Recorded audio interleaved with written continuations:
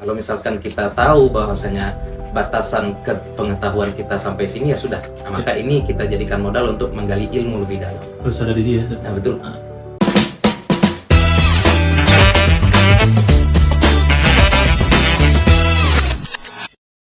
Bagaimana menurut Ustaz hari ini banyak orang yang tidak memahami tentang konteks fikih itu sendiri, kemudian juga persoalan mazhab.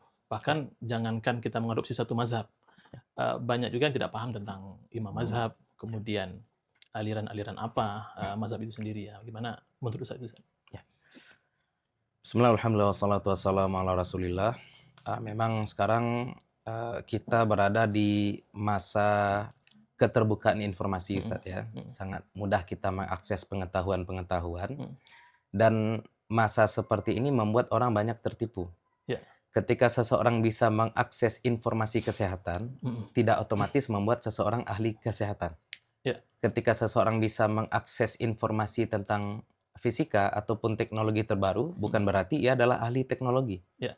Tapi giliran agama, Ya. ketika seseorang mampu untuk mengakses informasi dan maklumat terkait agama, banyak yang tertipu seolah-olah dia sudah menjadi ahli agama, dan bahkan dengan modal itu dia sudah merasa mampu untuk mendebat orang yang memang benar ulama seperti itu. Tapi kesadaran tentang batasan kemampuan diri, batasan pengetahuan, nah ini tampaknya perlu untuk diperjelas. Nah, kalau misalkan kita tahu bahwasanya batasan pengetahuan kita sampai sini ya sudah. Nah, maka ini kita jadikan modal untuk menggali ilmu lebih dalam. Harus sadar diri ya. Nah, betul.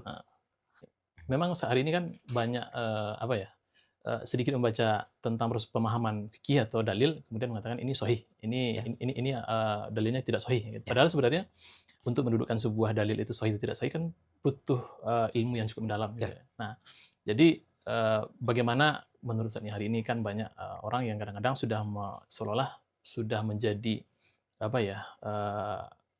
pengetahuan tentang mazhabnya sudah mendalam, tentang fikih sudah mendalam. Padahal memang seperti tadi kan, bisa jadi dia tidak menguasai tentang ilmu fikih, bisa jadi itu hanya sebagai koleksi saja, atau dia punya alat-alat di rumah, tapi dia sebenarnya bukan seorang atlet kan. Nah, jadi itu fakta hari ini. Makanya kan dengan maraknya media sosial hari ini kan orang itu lebih bertumpu ke media sosialnya, tapi bukan pada kitab induk kan hari ini. Nah, jadi itu sebenarnya adalah tantangan bagi para ustadz, para ulama, bahwa generasi hari ini tidak lagi terpaku kepada kitab kalau mereka mau mencari sumber ilmu.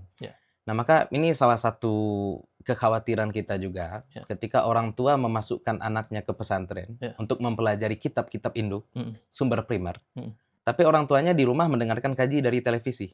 Dari YouTube. Sehingga banyak kemudian muncul ya santri-santri, alumni yang berkelahi dengan orang tuanya. Bertikai dengan orang tuanya. Kaji yang didapat di pesantren seperti ini, sedangkan kaji yang didengar orang tuanya di TV seperti ini. Tapi karena anak ini hubungannya dengan orang tua adalah donatur dengan penerima donasi. Jadi mau enggak mau ya efeknya ya anak-anak tadi ngikut jadinya kepada orang tuanya. Maka saya pribadi sebenarnya dari dulu sudah sampaikan ke pondok-pondok yang ada, terutama di Sumatera Barat, agar kita juga turut menggembleng keilmuan wali murid seperti itu. Jadi jangan dibiarkan seperti tadi, yang dikaji anaknya di pesantren lain, yang dikaji orang tuanya di rumah lain lagi seperti itu. Nah, ini kan berarti kita sudah, mohon maaf ya, kalau karena kita tidak mempelajari perkembangan zaman hari ini, kita berarti sudah kalah, kita sudah ketinggalan. Ya artinya anak-anak santri sudah kita didik sedemikian rupa, pas pulang-pulang mereka malah ikut kaji orang tuanya yang cuma modal televisi seperti itu. Apalagi sekarang sedikit-sedikit bidah. Nah, bisa jadi itu salah satu kajian yang perlu diluruskan, dan banyak ya aliran yang lain yang juga berbahaya juga banyak. Jadi kalau persoalan mazhab ini, kembali kepada pembahasan kita. Sekarang ini kan banyak orang yang tidak paham bahwa apakah kita harus bermazhab atau tidak. Cukupkah kita dengan beramal sesuai dengan Quran dan Sunnah? Nah, gitu gimana? Pertama harus kita dudukkan dulu bahwa sumber syariat kita adalah Al-Quran dan hadis. Setiap orang Islam itu pasti merujuk kepada Quran dan hadis dalam beramal, dan ini kewajiban. Kalau orang merujuk tidak kepada Al-Quran dan hadis, ya sudah, cari agama lain lah. Mau pakai Taurat silakan seperti itu ya. Pakai Injil silakan. Kita sebagai Islam ya merujuknya kepada Al-Quran dan hadis. Tapi kita juga harus sadar diri. Sekarang Al-Quran dan hadis itu berbahasa Arab. Apakah kita adalah orang yang mampu untuk menelaah langsung Al-Quran dan hadis atau tidak. Makanya para ulama itu, Imam Syafi'i lah ya, kita bahas sedikit sejarah Imam Syafi'i. Abdurrahman bin Al-Mahdi itu menulis surat kepada Imam Syafi'i kan karena kekhawatiran ini. Ketika banyak orang yang lancang mau langsung kembali kepada Al-Quran dan Sunnah, tapi keilmuannya tidak ada. Makanya ditulis surat kepada Imam Syafi'i. Ya, kekhawatiran beliau dibalas oleh Imam Syafi'i dengan Ar-Risalah yang menjadi buku induk, buku pertama tentang usul fikih. Nah, jadi usul fikih itu pembahasannya apa? Kalau kita mau mempelajari syariat, ingin menarik kesimpulan dari Al-Quran, yang pertama yang harus kita ketahui kan faham dilalah dulu. Betul. Maksudnya kita memahami dilalah ayat ini apa, dilalah hadis ini apa secara parsial dulu. Makanya penting di sini belajar bahasa Arab. Ya. Kemudian kita belajar kaidah al-amru, al-aslu fil amri lil wujub seperti itu. Itu kan memahami satu dilalah. Tapi setelah itu, apakah sampai di situ? Enggak. Ada lagi pemahaman apa namanya? Muqaranatud dalil wad dalil. Ada nanti umum, khusus. Ada nanti masalah mujmal, mubayyan. Jadi permasalahan ini ternyata enggak sesimpel, oh ini hadisnya sahih, ini ayat Al-Qur'annya jelas, enggak seperti itu. Jadi orang kalau misalkan mau bicara tentang Al-Quran, mau bicara tentang hadis, ya kita tanya dulu. Anda sudah menguasai bahasa Arab atau belum? Kalau Anda menguasai bahasa Arab, apakah Anda sudah mengkomparasikan satu dalil ini dengan dalil-dalil lain atau belum? Ya masalah simpel saja seperti jumlah air ya. Innal ma'a tahurun la yunajjisuhu syai'un, kata Nabi. Air itu selalu suci, tidak akan ternajisi oleh sesuatu apapun. Itu contoh satu dalil. Kalau satu dalil ini saja kita ambil, berarti air ini selalu suci. Padahal enggak. Hadis ini juga dijelaskan oleh hadis lain. Idza balagal ma'u qullataini. Apabila air sudah mencapai 2 kulah seperti itu ya. Jadi ada muqaranah tadi. Pembandingan antara satu dalil dengan dalil lain. Masalah kita sekarang, ya salah satunya ya, orang-orang yang ingin langsung kembali pada Quran dan Sunnah, kalau bukan bahasa Arabnya lemah, yang kedua, kemampuan mengkomparasikan satu dalil dengan dalil lainnya juga lemah. Nah, apalagi sekarang, masalah lain adalah kita jangan sampai melanggar ijma'. Dari mana kita tahu ijma'? Di situ kita belajar fikih. Ada orang sekarang sok-sok mau langsung kembali kepada Al-Quran dan Sunnah. Kita sebut saja Abdul Aziz. Jadi dia pahami bahwasanya milkul yamin itu, karena redaksinya bukan perempuan budak. Milkul yamin. Dia pahami perempuan merdeka pun asal ada komitmen dan konsen, maka boleh berhubungan badan. Itu kan efek kembali pada Quran dan Sunnah, tapi tidak punya dua tadi. Modal untuk istinbat tadi. Makanya, kalau mau langsung kembali pada Quran dan Sunnah, pelajari dulu perangkat ijtihad, mencangkup bahasa Arab. Ya, istilahnya kalau kita mau sebagaimana sahabat yang memang langsung kembali pada Quran dan Sunnah, apa yang dimiliki sahabat? Pertama, bahasa Arab. Dengan segala cabang ilmunya, ilmu nahu, saraf, balaghah. Ya, kemudian seseorang juga, karena kita hidup di masa yang jauh dari Nabi, kita juga harus punya ilmu hadis, ilmu tafsir. Ilmu tafsir maksudnya kita tahu mana ayat yang makkiyah, mana yang madaniyah, sabab nuzulnya apa, kemudian perbedaan qiraat terhadap satu ayat apa. Luas ya. Kemudian ilmu hadis juga, karena kita juga harus mampu untuk menilai ini hadisnya sahih, makbul atau mardud. Ya, ini hadisnya sahih ya, sudah bisa dipakai untuk beramal mewajibkan sesuatu. Ini hadisnya dhaif. Dhaif walaupun tidak bisa dipakai untuk mewajibkan sesuatu, tapi setidaknya bisa dipakai untuk fadail amal. Ini hadisnya maudhu, palsu, ini tertolak. Nah, kalau sekarang kan orang tidak belajar ilmu hadis, katanya hadis dhaif ditolak. Ini kan berbeda ya dengan ada para ulama. Kalau tidak Bukhari Muslim tidak dipakai. Ya, itu lagi. Kemudian apa lagi? Ada ilmu mantik terutama. Ilmu mantik juga merupakan bagian yang utama dari syariat. Bagaimana mungkin orang yang logikanya tidak lurus, kemudian dia pakai logika yang tidak lurus ini untuk membaca ayat? Itu kan kalau ada orang yang membaca ayat yang qat'i, yang pasti sahih, mutawatir. Kemudian dia baca juga hadis yang sahih, tapi kepalanya konslet. Efeknya itu kan sama seperti orang yang punya ayam yang baik, bumbu yang baik, tapi dianya tidak pandai masak. Ketika kemudian hasil masakannya tidak enak, dia tidak mau disalahkan. Bahan-bahan saya premium kok. Dia bilang seperti itu. Padahal kita tidak mempermasalahkan bahan-bahannya. Yang kita permasalahkan adalah cara masak dia. Sama dengan sekarang orang yang langsung kembali pada Quran, pada Sunnah, mereka tidak mempunyai kemampuan untuk mengambil kesimpulan dari Quran dan Sunnah. Hasilnya salah, sesat. Kita salahkan dia, dia bilang apa? Ente menolak Quran, ente menolak Sunnah. Padahal yang kita tolak bukan Quran Sunnahnya, tapi pemikiran dia. Nah, ini salah satu penyakit ketika orang yang tidak mampu kembali pada Quran Sunnah, tidak mau ikut mazhab. Sebenarnya kan kita ikut mazhab ini karena kita sadar kelemahan diri kita. Waduh, saya tidak pandai Quran, saya tidak pakai hadis. Kalaupun saya hafal hadis, cuma hafalnya 2. Ya sudah, saya ikutlah kepada ulama yang saya percaya, menguasai Al-Quran dan hadis, menguasai bahasa Arab, menguasai ilmu alat. Siapa saja yang diakui? Oh, ada 4. Iya, Ya. iya. Dari Imam Hanafi, Imam Maliki, Imam Syafi'i, Imam Hambali. Ya. Ikutilah salah satu. Nah, itu tanda kita tahu diri lah. Iya. Bahasa frontalnya seperti itu. Kita ikut mazhab bukan karena kita karena kita mengkultuskan manusia selain Nabi, bukan. Tapi karena kita tahu diri. Iya, keterbatasan kemampuan ya. Ya. Padahal kan dia sendiri sebenarnya sudah mengikuti satu mazhab kan. Di antaranya adalah membaca buku-buku atau memang belajar dengan guru, tapi dia tidak sadar bahwa dia itu penting. sedang mengikuti Tidak ada orang yang tidak bermazhab. Yeah. Tidak ada sebenarnya orang yang tidak bermazhab. Yang ada itu orang yang tidak bermazhab dengan mazhab mu'tabar. Ada orang bilang saya tidak ikut Syafi'i, Hanafi, Maliki, Hambali, tapi dia baca misalkan buku sifat sholat Nabi. Berarti mazhabnya mazhab Albani atau mazhab Bin Bas seperti itu. Itu mazhabnya berarti. Tapi tidak dikerahkan saja mungkin. Ya, sebagaimana saya mazhab Syafi'i gitu. Tapi secara tidak langsung dia sudah mengikuti pendapat atau mazhab dari imam tertentu kan gitu. Nah, jadi kalau berbicara tentang imam mazhab, ada yang 4 tadi kan. Apakah ada imam mazhab yang lain selain yang 4 itu? Sebenarnya kalau kita bahas mazhab, kemudian kita bahas imam, kita pahami dulu ya, mazhab itu kan maknanya secara sempit pandangan. Ya, maksudnya alur berpikir yang mengantarkan kita kepada satu kesimpulan. Kesimpulan itu namanya mazhab. Itu makna dasar mazhab lah. Tapi kan kemudian mazhab itu berkembang sehingga muncul kurikulum ajarnya. Mazhab berkembang, muncul kurikulum ajar, maka mazhab itu tidak bisa kita pahami sesempit itu sekarang. Maka mazhab itu sekarang lebih tepat disebut perguruan. Ketika kita menyebut mazhab fikih, maka mazhab fikih Syafi'i itu mencakup kurikulum fikih, kurikulum usul fikih, kurikulum qawaid fikih. Kira-kira seperti ini. Qawaid fikih ini membantu mempelajari fikih, tapi 2 ini mutlaknya, ada fikihnya, ada usulnya. Mazhab Maliki juga ada fikihnya, ada usulnya. Mazhab Hanafi demikian, mazhab Hambali juga seperti itu. Itu yang mazhab. Maka kalau kita bahas mazhab sempit tadi, kira-kira ada enggak mazhab selain mazhab yang 4? Oh ya, ada. Mazhab Abu Bakar ada, mazhab Umar bin Khattab ada, mazhab Utsman bin Affan ada, mazhab Ali bin Abi Thalib ada. Tapi pertanyaannya, apakah pandangan-pandangan para imam ini berkembang menjadi madrasah atau kurikulum ajar yang lengkap, ada fikihnya, ada usul fikihnya? Kita katakan tidak. Maka mazhab pada taraf ini baru sekedar fatwa saja. Fatwa. Maka sebenarnya salah ya ketika orang bilang ini mazhab Abu Bakar.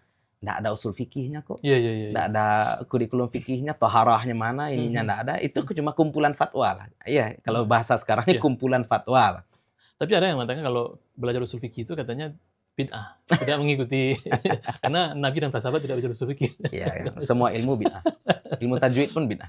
Iya, karena Nabi tidak pernah membagi makharijul huruf menjadi 5. Nabi tidak pernah bilang bahwasanya nun mati bertemu ba itu adalah iqlab. Nah, jadi mazhab itu ya seperti yang kita sebut tadi. Kalau sekedar kita pahami mazhab itu pandangan, oh iya banyak.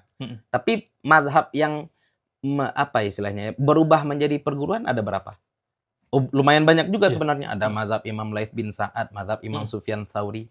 Tapi kemudian kita akan eliminasi lagi sehingga menjadi 4. Pertama tentu saja imam mazhab itu harus mujtahid. Kalau imam mazhabnya bukan mujtahid, mohon maaf kita sebut saja, Imam Daud Zahiri. Itu kan beliau menolak qiyas. Menolak qiyas padahal asal ijtihad itu adalah qiyas. Orang kalau menolak qiyas, gimana mau kita sebut mujtahid? Susah dia memahami fakta kan? Iya, tidak realistis jadinya kan. Ya makanya ditolak mazhabnya. Atau bisa jadi karena sanadnya putus. Nah, contohnya mazhab Imam Laits bin Sa'ad. Beliau alim. Kata Imam Syafi'i lebih alim daripada Imam Malik. Tapi masalahnya apa? Murid-murid beliau tidak mampu melanjutkan perguruan fikih beliau. Ya sudah punah. Nggak bisa lagi. Jadi kalau ada orang mengaku sekarang saya mazhabnya Laits bin Sa'ad, kamu belajar dengan hantu atau gimana? Kira-kira, ya misalkan ada perguruan silat yang sudah mati di Sumbar, anggap perguruan apalah, sudah mati ini perguruan, tiba-tiba dia bilang, saya perguruan silat fulan. Kamu belajar dengan siapa? Ini perguruan sudah mati, muridnya udah nggak ada gitu kan. Kemudian bisa juga mazhab ini ditolak karena memang manhajnya keluar dari Ahlus Sunnah wal Jamaah. Contohnya mazhab Syiah, Ja'fariyah kita sebutlah seperti. Walaupun Imam Ja'far As-Shadiq adalah seorang alim Ahlus Sunnah wal Jamaah, tapi murid-murid beliau kan Syiah semua. Maka kalau kita mau belajar mazhab Ja'fari, mau tidak mau kita harus melewati guru-guru Syiah. Nah, seperti itu. Makanya kita juga tidak mu'tabar lah bagi kita. Jadi gini, Ustaz, kalau tentang mazhab, Ustaz. Apakah satu amalan itu kita harus terikat dengan satu mazhab atau memang bagaimana cara mendudukannya? Karena kan ada juga orang, misalkan dia sholat nih, beruduknya dengan cara Imam Syafi'i.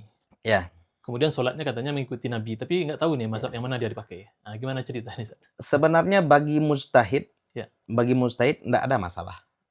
Nggak ada masalah. Ya, misalnya dalam satu hal dia mengikuti mazhab ini, dalam hal lain dia mengikuti mazhab lain. Ya. Ini seperti seorang insinyur mesin. Ya. Dia beli mesin mobilnya Nissan. Dia beli rangkanya rangka Toyota. Ya. Dia beli bannya ban Hyundai. Ya. Bodi mobilnya dia beli Lamborghini. Tapi mesinnya bukan Lamborghini. Kalau dia insinyur kan boleh. Iya, betul. Tapi masalahnya sekarang dia, mohon maaf ya, dia cuma tamatan SMK. Ya. Dia klaim dia pernah bikin mobil nasional. Mohon maaf. Jadi, mohon maaf ya, bukan berarti merendahkan SMK. Tapi kan memang untuk merakit mobil itu nggak cukup sekedar SMK ya. Tapi dia sekarang sudah belajar otomotif misalkan di SMK. Kemudian dia beli pretelan mobil tadi, mesinnya Hyundai. Kira-kira ini mobil bisa jalan nggak? Seperti itulah kira-kira gambaran orang yang mencampur adukkan mazhab. Itu pertama ya, nggak logisnya seperti itu. Berarti dia mengikuti mazhab-mazhab ini bukan dengan ilmu. Iya. Pertama dia mengikuti mazhab-mazhab ini bukan dengan ilmu. Beda dengan mujtahid. Dia ambil mazhab ini, dia ambil mazhab ini, itu pasti dengan ilmu. Dia paham nih dalil. Kenapa mazhab ini yang kuat, kenapa mazhab ini yang kuat. Kalau mujtahid. Tapi sekarang kan kita jadi muncul pertanyaan lain. Ada nggak mujtahid seperti itu masa sekarang? Kan itu lagi. Tapi itu nggak usah kita jawab. Itu yang pertama. Yang kedua, sumbernya dari mana sih? Mohon maaf ya, ini kayaknya kita di Indonesia orang gampang-gampang mazhab Maliki seperti ini, mazhab Hambali seperti ini. Coba tanya orang yang dengan gampang menukil mazhab lain selain mazhab Syafi'i, coba tanya dia. Kamu pernah baca kitab mazhab Maliki, kitab apa? Bingung juga. Atau kamu pernah baca kitab mazhab Hambali, kitab apa? Kamu pernah bertemu guru mazhab Hambali enggak? Kamu pernah ketemu guru mazhab Maliki enggak? Sekarang kalau kita realistis, Ustaz, pergi kita ke Uwa Kuning untuk kita yang Sumatera Barat. Coba tanya buku mazhab Maliki, ada enggak di situ? Mustahil. Kalau mazhab Maliki itu kalau orang mau berfatwa, nama kitabnya Mukhtasar Khalil. Mukhtasar Khalil. Coba tanya di situ. Ada enggak kitab Mukhtasar Khalil? Enggak. Berarti orang-orang ini mengambil pandangan mazhab selain mazhab Syafi'i, bahkan mazhab Syafi'i pun diambil dari mana? Dari kitab kumpulan mazhab. Al-Fiqhu alal Madzahibil Arba'ah atau Al-Mausu'ah, ensiklopedia hukum, buku kompilasi hukum. Bukan sumber primer berarti. Sekundernya ya? Sumber sekunder. Dan ini sangat berpotensi tidak lengkap. Maksudnya seperti ini ya, kita boleh saja menukil bahwasanya dalam mazhab Hanafi membaca Fatihah itu bukan rukun sholat. Sehingga orang yang tidak baca Fatihah itu sholatnya tetap sah. Kalau kita menukil sampai di situ berarti mungkin sah ya nukilan sampai di situ, tapi tetap khianat. Kenapa? Karena dalam mazhab Hanafi, orang yang tidak baca Fatihah dalam sholat, walaupun sholatnya sah, tapi dosa. Itu contoh.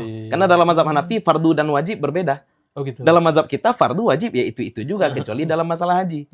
Dalam mazhab Hanafi, enggak. Al-Fatihah memang bukan rukun sholat, tapi wajib sholat.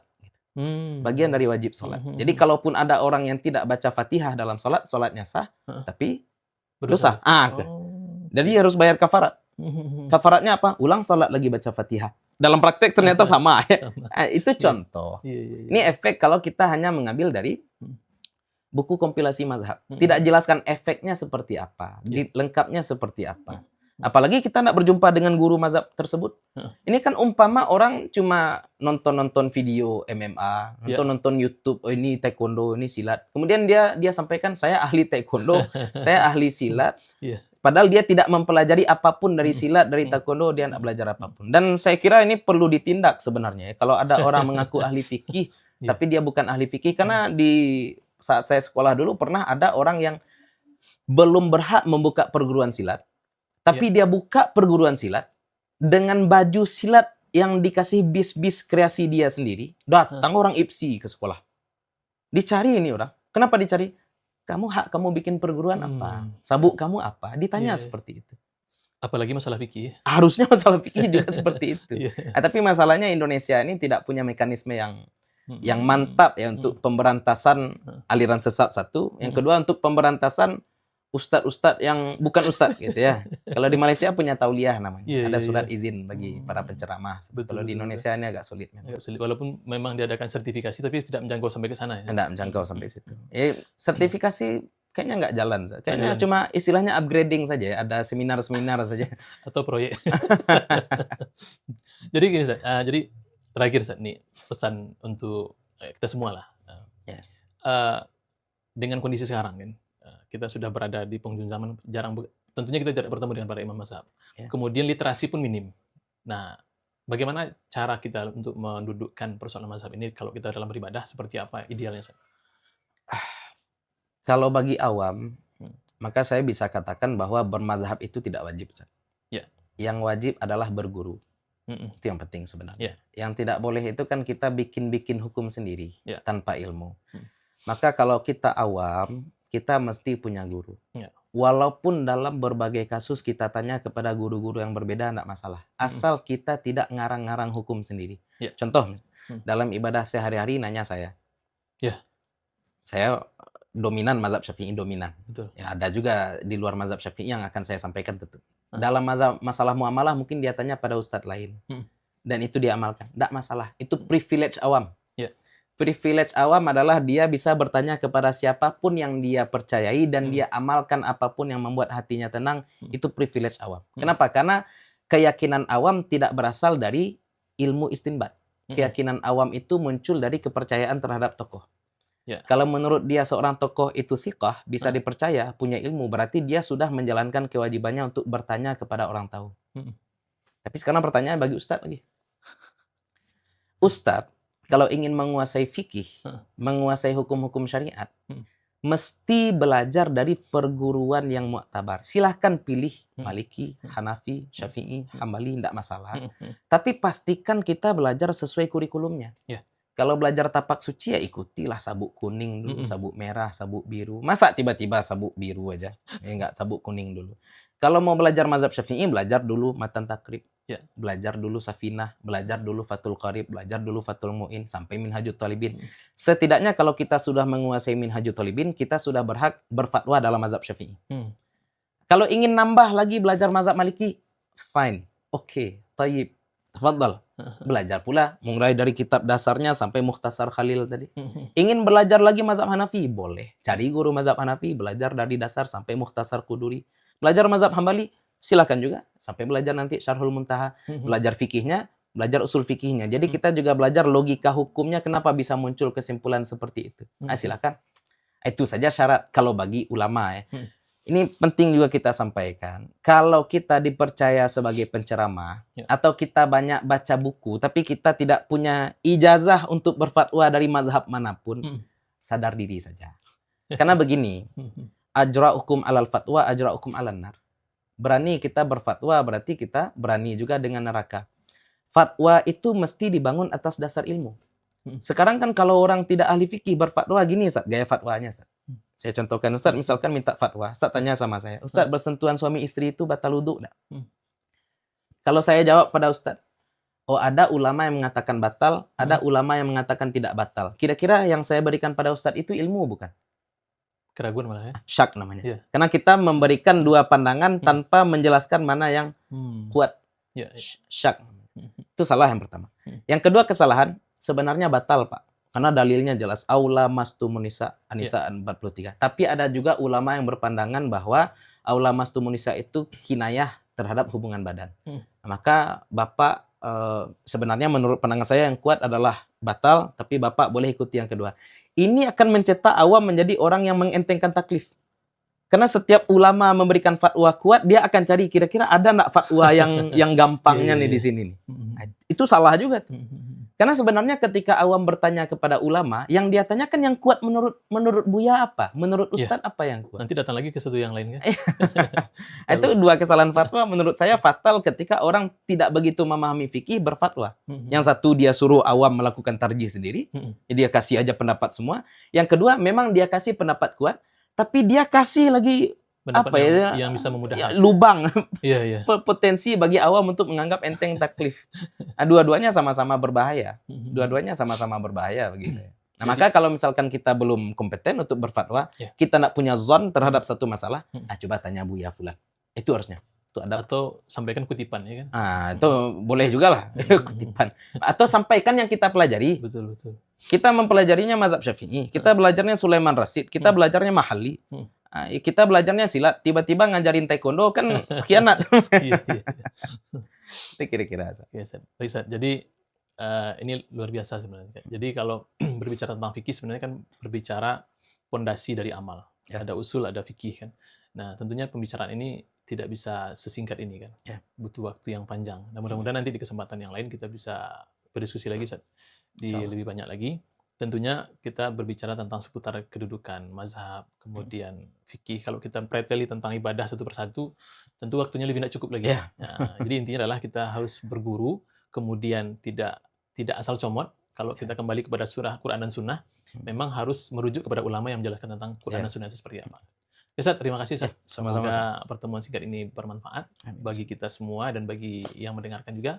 Kita akhiri dengan bacaan alhamdulillahirabbil alamin. Assalamualaikum warahmatullahi wabarakatuh. Assalamualaikum warahmatullahi wabarakatuh.